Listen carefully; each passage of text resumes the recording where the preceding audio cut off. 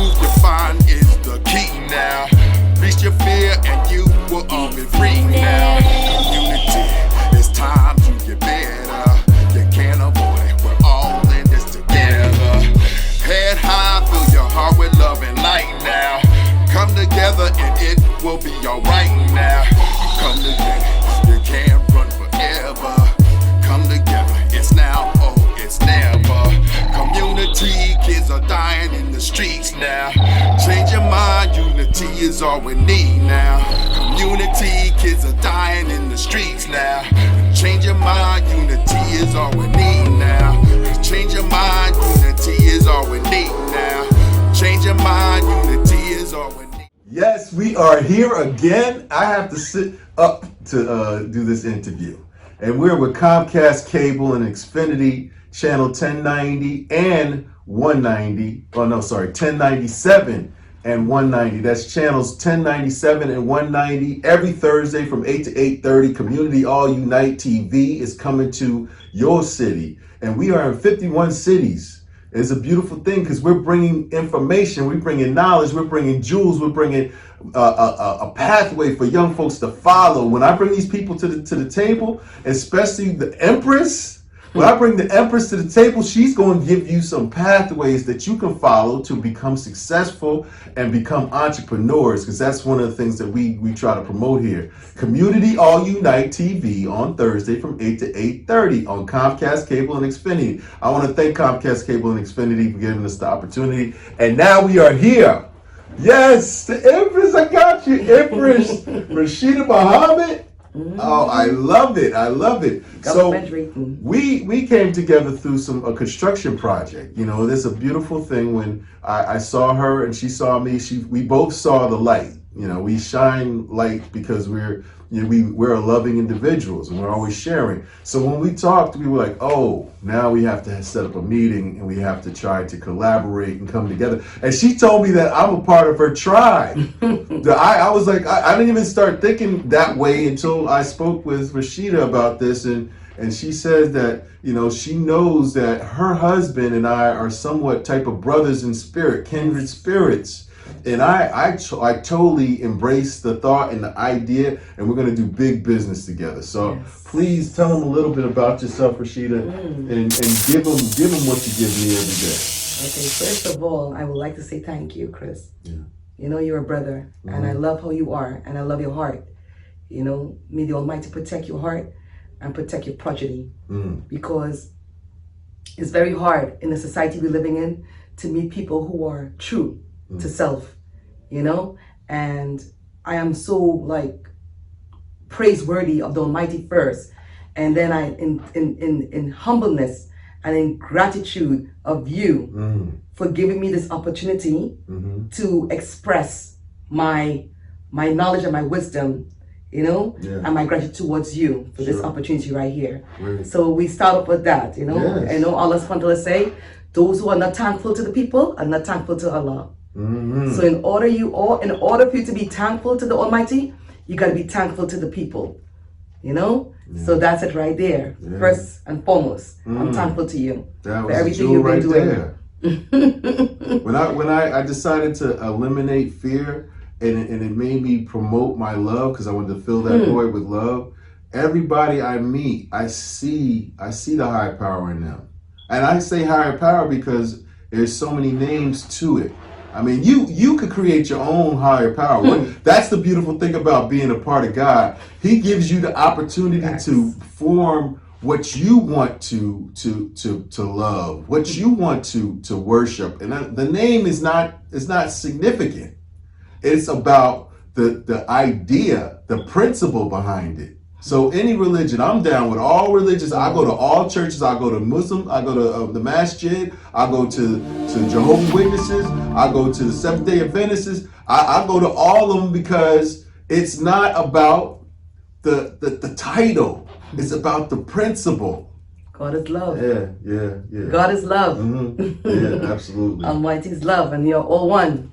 We're all one entity, you know? And as you rightly said, you see the greatness in people. I'm not, listen, Chris, when he say he see the greatness in people, is like he is like, his vision is like, you know, I wouldn't say of God, because God's vision is pure, because this is Almighty. I don't want to call him God, but I want to say that he's a descendant of a chief, because when he see people, he see the value. You understand? And I believe in something my father always teach me: man is mine. Sometimes you have to tap into that. What happens in society make us look at things like superficial. All we see is this, but we don't see the action, we don't see the heart. But if you be quiet and listen more, and close this, and listen with this and this and this, the mind, you'll be able to attract and understand that frequency. So yes, my brother, you are on point. Sure. And that's how it started my life, you know. I was always raised by righteous people and people who see beyond what people see. You know, call it visionaries. Yes. You know, my father's a visionary. My mom is a visionary. You know, so I was created out of a womb of visionaries and people who see beyond what people see. Yes. So walking in society, I look at the trees and the sky and the birds and the pigeon, and I see what people don't see, and admire and I praise. I look at the buildings like he's an artist. So his work is in art and architecture. That is something vision. You see, you put it on paper and then you make it happen. Yes. So that's what entrepreneurship is. It's people who see the needs of vision that someone can see, and then they take that and make it into reality. Sure. So from the age of 18, matter of fact, from the age of 7 was my first hustle. What was that? In my father's store, he used to like put me out there on the streets. I used to sell dolls and balloons. Yeah. That was my little money. Sure. You know? Yeah. And thank God I grew up in a very privileged home. Let's take it, because I've been to some countries, and you hear the young folks out there saying, you know, fish for sale, and so you were saying dolls for sale. Now it's so cute. They just look at, they just kind of like, oh, she's so cute. How much is that? Oh, right. Yeah. Oh my God! It was just, it's. I grew up in a society. My father's from the nation before he became Sunni Muslim, and his best friend was Malcolm X. You know, so we grew up in do for self kind of mindset. You know, 9 to 5 is your 9 to 5. You create 9 to 5 so your people will be able to feel comfortable in a 9 to 5. Sure. You know, so if nothing, I'm not banging someone who work 9 to 5. I'm just saying that, you know, have control of your time, because time is of the essence in your life. You know, if you're gonna take 60 years and just live your life just working for someone and not working for yourself or helping that company is helping you evolve, it's going to be a problem.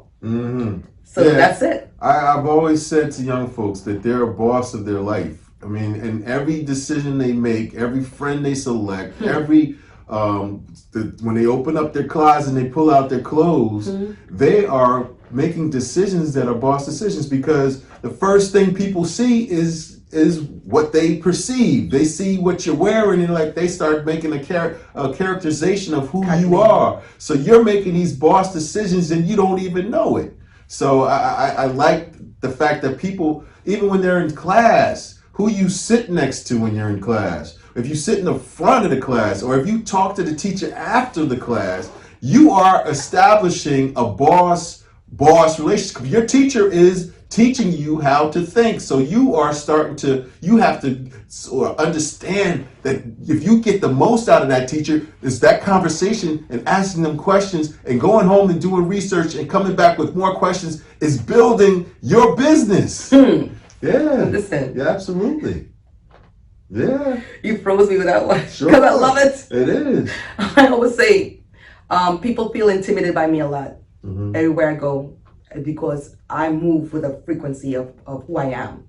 You know, I adapt to me in the sense of my frequency of who I believe that I am. I'm a boss. I am a leader. I am head. So with saying that, everywhere I go, I speak to those people like myself. You know, I don't talk to the person who take back knowledge or take back the information. I want to speak to the person who's in charge of the information. Before I go anywhere, I research who's the owner of the company. I always want to know who's the CEO. Because the CEO speaks to CEO. So that's the reality. And where I do business and trade and skills, I walk into a building and the security never asks me where I'm going because who I carry myself. You know, so I walk like I know where I'm going. And I go into the office and the secretary be like, oh, obviously she will ask, oh, Mr. Mike is expecting you because I carry myself like someone expecting me. You know, so at the end of the day, I will jump on the back of Chris when he said that. You have to know where you're going, and you have to know, by knowing that, is where you're going to be. You understand? So yes, you got to be a boss. You got to think a boss. You got to act like a boss. You got to dress like a boss. You got to, everything you assimilate with is going to characterize you in where you're going to end up. You know, it's something I always learn. When you're around people who are, okay, an eagle don't fly with pigeons. That's it. An eagle don't fly with pigeons. If you're an eagle, your crew have to be eagles. You know, a wolf don't run around with kittens. Cats run with cats. A wolf run with wolves. So you have to know your pack. And that's why I told Chris that he's in my tribe. You know, because at the end of the day, what he does with his life is what? He works hard. He takes care of the people. You know, he takes care of his mom. You know, this is what he does. You know, when you take care of your mom, you know that's God right there. You know, the one who created you. So with that, I respect him. I was like, yeah, he's my tribe. Because if a man's not good with his moms, nah, you can't trust them. If a woman's not good with her dad and her mom, and who's not willing to help or do things with society, you can't do business with them. So in reality, and what Chris said is that being a boss is more than only saying it, is actually living upon it. And that's why I started my own business when I was 18 years old, and since then I never worked for anyone.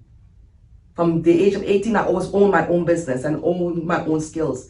At the age of 26 years old, I was travel all over the world. I built my mansion, 8 bedrooms, you know, living the best life, you know, because I do for self. And then when I came back to America, because my daughter wanted to study medicine, you know, I started to evolve more into the construction field, because before I was a supplier of contractors, procurements. You know, they would come to me, they need these building infrastructures, and I will supply them from the floor to the ground, to the ceiling, to whatever, to a pin. You know, so I was the only Aboriginal woman in China at one time. It was about 20 years ago when I went to the Canton Fair. I went there to see what's up. And since that, I started off with boxes, and then I started shipping containers, freights of building materials. Just by, you know what I started off with? 5 boxes of Adidas sneakers. Because I was like, I told my dad, I was like, Dad, why are we going to Manhattan to buy stuff from the middleman? Who created the items? Everywhere you look, when you raise up the tag is made in Indonesia, made in China, made in Malaysia, made in Vietnam. I said, let's go to the factories. So they call me the direct link. So I built a relationship with the manufacturers all over the world. So I'm an international trader.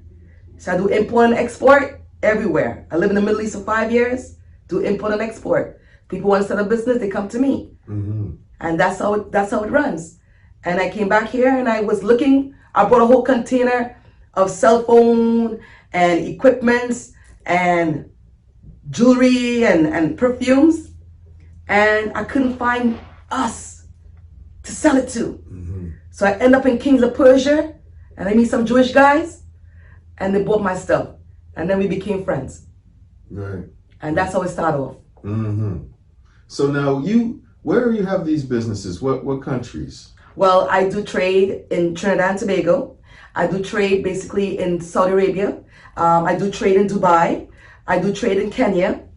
I do trade right now. I'm working in Ghana, you know, and basically that's my greatest link is in those countries. Yes. So now, how did you meet the people? How did you meet the corporate, the CEOs of those companies in those countries? You don't speak all those languages. No, I'm fluent in Arabic. Oh, really? Yes. When I went to the Middle East to set up my business, they call it, I am a mustafmira. Mustafmira means an investor in Saudi Arabia. So when I went there, I had my iqama, which is myself. So in doing business, certain situations happen, and I decided to go to the Jamia. The Jamia means a school, university, and I became a talib, a student there. So when I became a student there, I became friends with the doctorate. The doctorate is the teachers, and then the teachers are children and cousins and nieces of the mashaykhs and the kings and the princesses. And they took a likeness to me because I was different, because I am a boss. So obviously they see me, how I come into class and how I take control. They was like, Rasheeda, who are you? What you really? I said, well, I'm a mustafmir, I'm a businesswoman, and I decided to calm down a little bit and study more. Not only run down the dunya, not run down the worldly thing, because that's what I always have. I came there with wealth. So I have that. So I want to learn more. So that's when I decided to study and cut off the world. And I became connected with a couple of princesses and sheikhs. And I started to go to their houses. They invite me to their weddings. You know, they want me to help their family and they want me to teach. And I started teaching in the centers, and I was a lecturer in the universities, thousands of students, you know.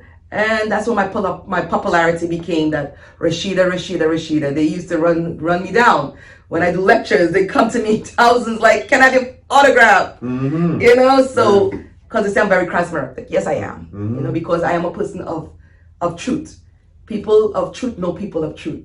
And everyone's looking for that person who tell them, keep it 100, you know, so that's what I am. Sure. And that's why I met them. So now, with the other languages, like China, doing business in China, how did you get over that obstacle of language? Okay, because I have an office there who I work with directly, Mulumuchu in Guangzhou, that we set up a couple offices, and they do direct. So it's like SGS. SGS is like, is a company that do the management for me. So what I get is that, what I'm ahead of a lot of people is that I am Chinese, Mulumuchu. You know, I'm the black Chinese. I'm the black Chinese woman there. So when I go to a manufacturer, they deal with me like if I'm one of them, because my staff looks like them. So they're not dealing with they're not thinking about American sauce or Caribbean sauce, you know, or European sauce. They're thinking they're selling to their own sauce. So that's the trick. Right. You know. You know, and so you also are talking about doing a big development in Ghana. And that is so inspiring to me, because what I'm doing with Wisdom Shapes Minds, we had all these different facilitators, everything from, you know, martial arts to dancing, singing, entrepreneurs, financial literacy, all these facilitators or business people that I'm getting to meet at these networking events that I was producing and sponsoring. And then they said they wanted to be mentors, and it became like a little school of these facilitators. And they said back in the time of the Black Wall Street, when they didn't have certain teachers, they would use the professionals as the teachers. Of course. So it's like everything's falling, you know, full circle. And you saying that you wanted to do this development, saying that you want me to help design this campus in Ghana is so inspiring to me, because I've never been to Africa. I want to go, and it's you know, you tell God, you know, God is working in this idea. So I can't wait to see what happens with that. And of course, we're taking a trip to Dubai. Yes. Now, what are you doing in Dubai? Well, first of all, what we're doing is that we're creating trade zone. There's a free trade zone right now. Dubai is offering for anyone who is in business, so you can set up these. It's like commerce transaction. Okay, so you come there, you set up a commerce transaction, so you'll be able to do trade in and out of Dubai. So that's what I'm tapping into. And that's why I'm encouraging my brother to tap into. And in Ghana, we have our brother Mac, who is doing it big in Ghana right now with the government. And he's doing all these universities and these railroads and roads. And that's who I tap into. and he's going. We all working as a tribe. That's my brother over there, you know, and this is my brother over here. So the whole thing is that the reason why I'm saying for us to go to these countries is because it's easy for us to continue doing our development with ease without being scrutinized. You understand? Because here we are under pressure because we have to follow the code. So in these places that they are welcoming us and they tell us to come, we are able to flourish. And that is what we are talking about, creating our legacy in harmony. Because the pressure is hard. We have to realize that what we're dealing with right now, the system we're living in, the education we're getting, everything is under control. So what we need to do is that we respect the control, we respect the system, okay? But we can find a place that we can evolve a little bit more in harmony. That's the word. Yeah, with all this people fighting you to sometimes envious people trying to hold you back. Yes. And especially when they see a color, they kind of think that something is, and they're intimidated, but they're also thinking that if I allow him in the door, it's okay, they can have it. Let him keep it. That's all right. Sure. It's all right. I would tell people stop fighting. Yeah. You know what I mean? Nothing wrong with fighting. Our prophets, if we believe in the scriptures. I'm a Muslim. I believe in the scriptures. You're a Christian. You believe in the scriptures. We know what Moses did. He took the people outside of that land where Pharaoh was in control. Okay? All right, Pharaoh, this is what you want to do? Okay, we're going to sleep. Yeah. Simple. That's all right. We understand the earth. Allah said in the Quran, the earth is spacious. Just travel the earth. Yeah. There's so much places that we can go that we can relax a little bit. Right. It's okay, no problem. I forgot to turn the light on. It's okay. Yeah. It's no problem. They can have it. We could go here. Yeah. We could go there. Yeah. Not a problem. It's all right. Yeah. It's okay. Sure. I don't want my daughter.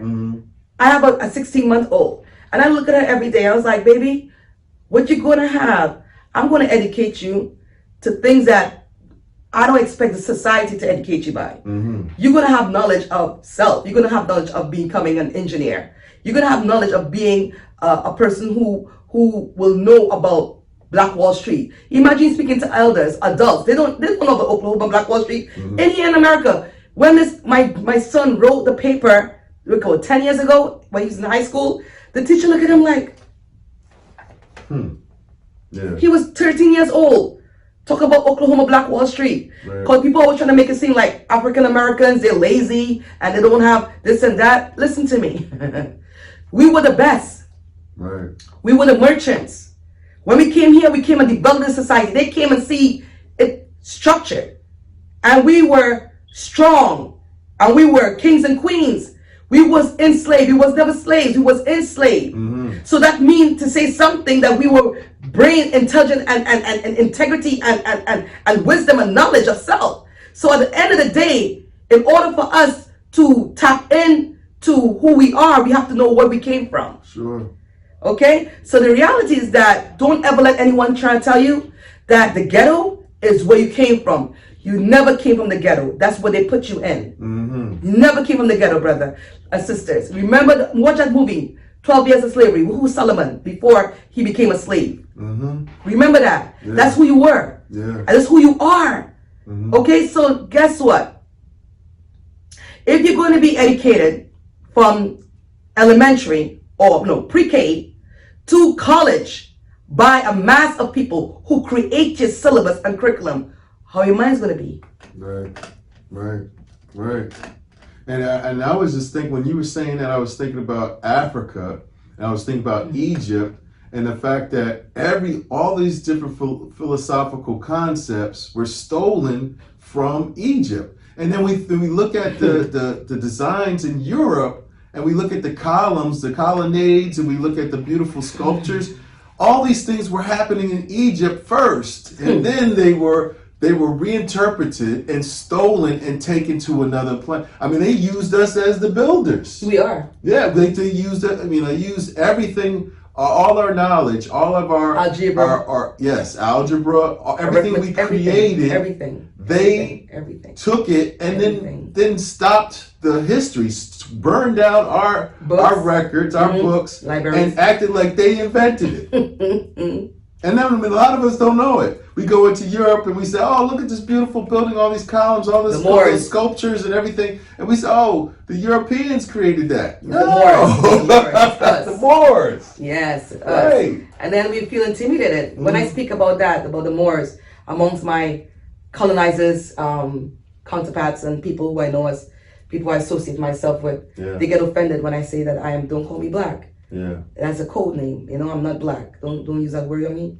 I'm Moor or I'm Aboriginal. Don't call me that because I know who I am. Right. I know the code. I know what a social security what is the number. I know. What's the code of black? What's wrong with black? The meaning of black is dead. It's not in our vocabulary to describe ourselves. You don't call white is white. Black is a color. It's not an adjective. It doesn't describe. It describes a thing. I'm not a thing. Right. I'm not a board. I'm not a book. Yeah. I am who I am. Yes. Yeah, you hear that? Did you hear that code? I am who I am. Exactly. And that one in the scriptures, that's I'm original. One example that just passed away, one of the greatest rappers, DMX, how he passed away, and then I think it was, what was it, Jada or what? They decided to pay for all of his kids' education. And it's because of the deeds that he had when he was here. It's not just about the rap, and his rap was enlightened, but when he used to work, his preaching and his ministry, it just touched so many people in the community that he deserved to have somebody step up and say, we're going to donate to you because he took care of orphans and the women, and he used to buy houses for people to live in, and that's what he did with his money. Anybody come to him, anybody could walk to him and talk to him and ask him, and he said, give it to them. He never shunned anyone, and that's what we look at. We look at a person, and that's what I told someone today, is that we don't look towards the darkness of someone. We look towards the good, because that's how God judges. He erased the bad by the good that you do. So be very careful when you criticize and judge people, because at the end of the day, you and I don't know what good action that this person do and behind closed doors. Yeah, and the judgment just becomes a bag, a weight around your neck. So I mean, I'm not saying that you hang around folks that are bad for you or toxic. I'm saying that let them, forgive them and let them go. And go into finding people that are positive and that are uplifting and that are like you said, if you think you're an eagle, be around eagles. If you think you're a pigeon, you stay around pigeons. But pigeons. The pigeons are and they come to little pigeons. I mean, there's nothing wrong with being a pigeon. Yep. Just make sure you choose the animal that represents your light. And I want to close with that, and I want to thank you for your time, because I know you're a busy millionaire. Yes, billionaire. Wow. I like that. Yeah, I'm a busy billionaire too. Yes, you are. And I feel it. And thank you, God, for making me a busy billionaire. Amen today. All right, Community All Unite TV, another beautiful jewel-filled event that we've just had, and I hope that you enjoy it, and I hope that you check in every Thursday from 8 to 8:30 on Comcast Cable and Xfinity channels 1097 and 190. Talk to you soon. Over and out. Community. It's a fight now. Right now. It's a fight now. Community. It's a fight now. Head high. Get ready for a fight now. It's a fight now. Eyes wide. It's now. It's a fight now. It's a fight now. Just remember and fill your heart with love now. In your truth, you find is the key now. Reach your fear and you will all be free now.